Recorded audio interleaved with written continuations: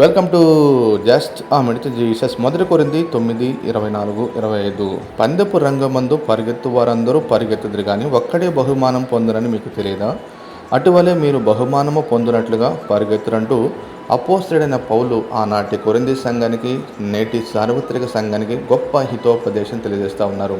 ఎందుకంటే ఆధ్యాత్మికంగా క్రీస్తులో ఈ యొక్క పరుగు పందాన్ని తుద వరకు ముగించాలంటూ ఈ లోక సంబంధమైన పరుగు పందెంతో పౌలు చక్కగా పోలిస్తూ ఉన్నాడు.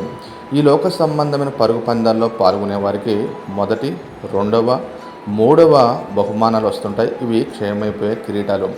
ఈ లోకములు ఉన్నంత వరకే పేరు ప్రఖ్యాతులు, కీర్తి ప్రతిష్టలు కలుగుతుంటాయి. కానీ ఆధ్యాత్మికంగా క్రీస్తులో పరుగు పందాన్ని ప్రారంభించి ఆ క్రీస్తులో చివరి వరకు కూడా అపోస్తలుడైన పౌలు చివరి వరకు నా యొక్క విశ్వాసాన్ని కాపాడుకుంటున్నట్టు తన ఆత్మీయ పరుగు పందాన్ని ముగించిన రీతిగానే ప్రతి క్రైస్తవుడు కూడా ఆ విధంగా అక్షయమైన కిరీటం కోసం పరిగెత్తడం గాక. ఆమేన్.